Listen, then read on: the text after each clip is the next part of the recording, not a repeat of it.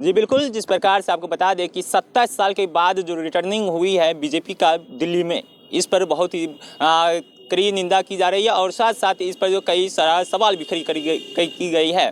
और आपको बता दें कि जिस प्रकार से अमेरिका ने अपने देशवासियों को, भारत देशवासियों को जिस प्रकार से हाथों में हथकड़ी को गोरों में बैरी बांधकर जिस प्रकार से अपने भारत को सौंपा गया है, इस पर काफ़ी सारा सवाल भी खड़ी हुई है। जी नमस्कार, आप साथ महफूज और आप देख रहे हैं इंडिया टाइडिंग्स। इस वक्त हमारे बेगूसराय के कांग्रेस भवन में उपस्थिति है और आपको बता दें कि जिस प्रकार से यहाँ देख सकते हैं कुछ सभा है और इनसे भी वार्तालाप करते हैं क्या कुछ निर्णय लिया गया है और इस सभा का मुख्य उद्देश्य क्या रहा। सर, आज हम लोग कांग्रेस के सभी नेतागण के साथ बैठकर विचार विमर्श और एक आक्रोश सभा किए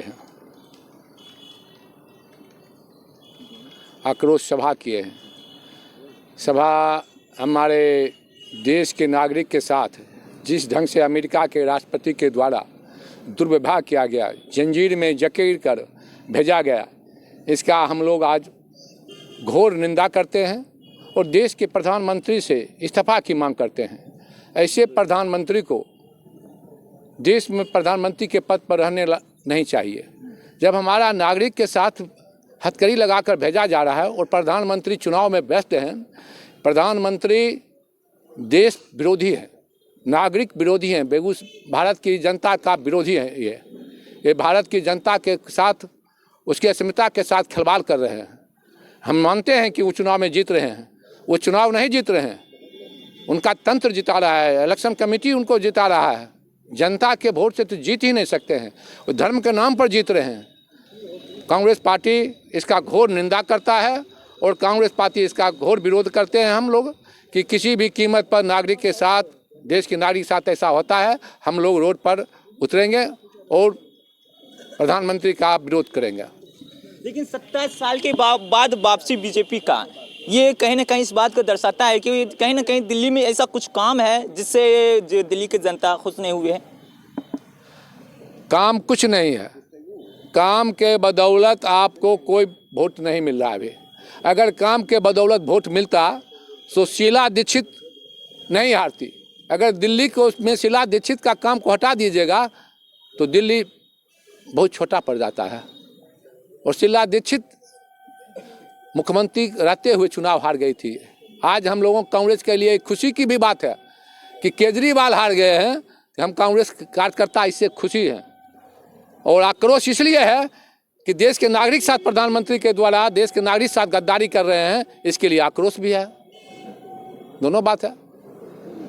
सर, अगली सवाल मेरा ये रहेगा, जिस प्रकार से अमेरिका जो देशवासियों को या उसे घुसपैठी करार देकर कुछ 100 कुछ लोगों को हाथों में हथकड़ी, गोरों में बैरियां बांध दिया और कमर में रस्सी बांधकर जो है यहाँ प्लेन से, हवाई जहाज से यहाँ भेज दिया गया है, तो इस पर क्या कुछ कहना चाहेंगे? कहीं इस बात को लेकर यहाँ काफ़ी ज़्यादा षड्यंत्र रची जा रही है या फिर जाकर मोदी जी कहते हैं कि इस बार ट्रंप की सरकार, इस पर क्या कहेंगे आप? मोदी सरकार जो है अमेरिका के हाथ में कठपुतली है। ये कठपुतली के तरह सपन इसका सीना है नहीं ना। इसको तो बांग्लादेश को डरा देता है, चीन डरा देता है और अमेरिका तो बहुत बड़ी चीज़ है। इतना कमज़ोर प्रधानमंत्री देश में आज तक हुआ ही नहीं है, इतना कमज़ोर प्रधानमंत्री। इनका सीना का चर्चा कीजिएगा तो इनका सीना तो लगता है 12 इंची नहीं है, 56 इंची कहाँ से होगा। जो आदमी इतना डरपोक हो, जो आदमी अपने नागरिक की सुरक्षा नहीं कर सकता है, उसको तो इस पद पर रहना ही नहीं चाहिए था। अगर ज़रा सा भी प्रधानमंत्री को शर्म होता तो प्रधानमंत्री को इस्तीफा दे देना चाहिए था। शर्म नाम का कोई चीज़ ही नहीं बची है देश में। जो प्रधानमंत्री सिर्फ चुनाव का, अब देखिए कल से बिहार के चुनाव मुलक गए आपसे। इस चुनाव को धर्म के नाम पर, सिर्फ धर्म के नाम पर चुनाव लड़ते हैं और कोई जीतने का वजह नहीं है। कितना लोग, हजारों लोग मर गए कुंभ में, कोई चर्चा नहीं है, किसी का लाश नहीं मिला। तो देश के प्रधानमंत्री जनता के अस्मिता के साथ खिलवाड़ कर रहे हैं।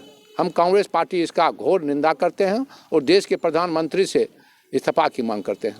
सर, मेरा एक आखिरी सवाल है, जिस प्रकार से कहा जा रहा है कि यहाँ दिल्ली में एक भी कांग्रेस सीट नहीं ले पाए हैं, इस पर क्या कहना चाहिए?